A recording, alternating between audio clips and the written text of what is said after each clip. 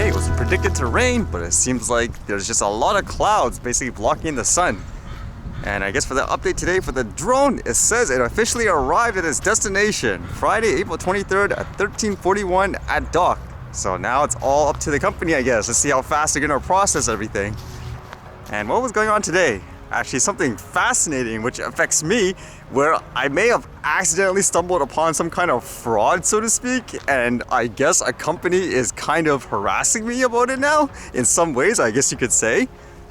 So it should be no secret that on a platform, for example, like YouTube, there's copyright systems to detect things like video and audio, where if it matches someone else's potential work, then it'll flag it, and the company who owns it could decide what to do with it. For example, they can tell them to take it down and all that. But recently, there was a company called T-series, and they tried to claim copyright on my videos, more specifically for a piece of music. Now, I'm going to leave out all the details specifically about the artist and all that, because to my understanding, this is going through a legal process. So at first I checked it and I thought, okay, well, maybe it's just a mistake because the system isn't perfect with the robots. They could just hear certain tones and assume, oh, it's ours. So I tell them, no, like, you don't own this. So basically that's a dispute process. And afterwards, a company would normally say, oh yeah, you're right, and they'll release the claim. But first they actually said, no, we do own this, so to speak. Like, they believe they are in the right and I'm in the wrong. So that's really unusual. And when I investigated it a little further, in listening to the music, the one that I'm using, which I have a full license to use, it sounded like an exact copy, except they added some instruments to it, so that was really odd. So what I did was I actually contacted the company that I licensed everything from, and upon investigation, they said they determined that their music is basically copying theirs, but they essentially added some instruments and so forth. So they basically sent them a cease and desist letter, apparently. And the crazy thing is, this isn't a small company, because when I heard the name T-series, what came in my mind was actually all that news before where a guy named Pewdiepie on the platform YouTube, he's huge. They basically were having this battle of who's the most subscribed on YouTube and all that. So it kind of made me wonder, wow, what's going on? Like, a huge company basically trying to claim copyright on stuff where the other company alleges, just based on the facts and so forth, that they basically ripped off their music and they're passing it off as their own. Now, to my knowledge, since that cease and desist letter, they actually didn't respond to the company directly, to my knowledge. They're just telling me it's still going through the whole process and all that.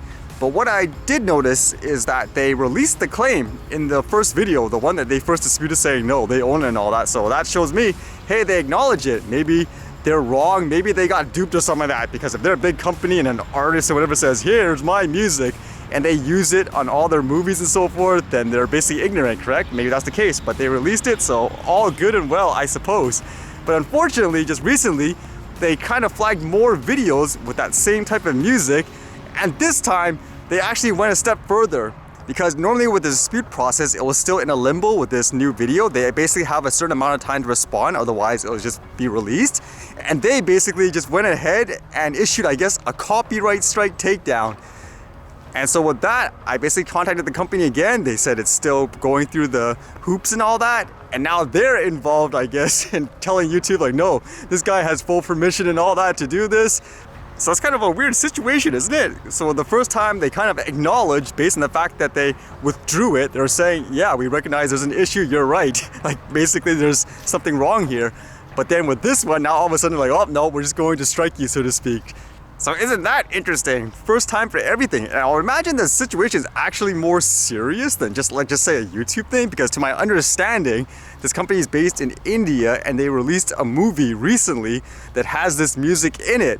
So if that's true, like in this case where they ripped off, let's just say, this company and artist's music into their movies, that could be really bad, isn't it? Like, you publish it on all these platforms, making whatever it is, thousands, millions or whatever dollars over it without the proper license and all that. That's a huge liability, isn't it? I would imagine that's one of the reasons maybe why I'm being flagged like nuts there.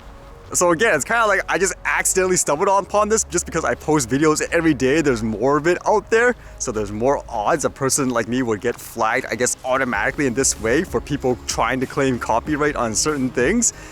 But fortunately, in this case, there is an actual company investigating it and basically exploring their legal avenues and all that, because you can just imagine, like, here, a huge corporation or whatever just going after someone random like this, they accidentally uncover this, you'd probably just give up. Just like, oh, too much legal mumbo jumbo and all that, even though you're doing absolutely nothing wrong. So it'll be interesting to see how this turns out afterwards.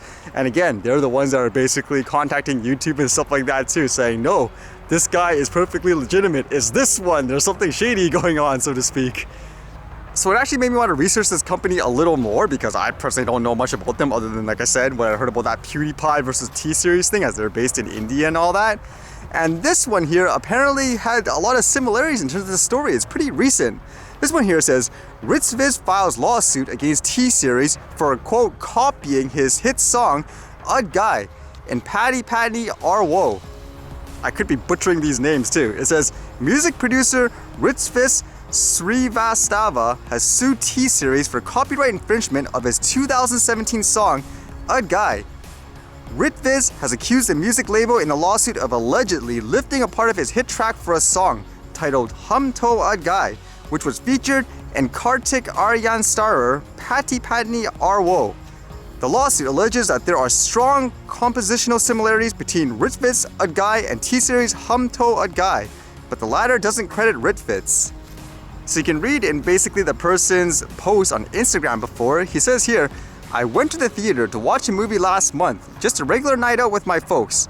Halfway through the movie, a track played, and that's when it really hit me. I was listening to a song that's ridiculously similar to Udd Gaye. I'm pretty sure there are others like me, and in case you're wondering if I was somehow involved in the making of the said song, I'd just like to clear the air and say that neither I or my appointed management publisher distributor had any role to play in this, nor was any adaptation licenses for my song Udd Gaye taken by any music company in any part of the world. I just want to ask one question. Why the bleep would someone do this?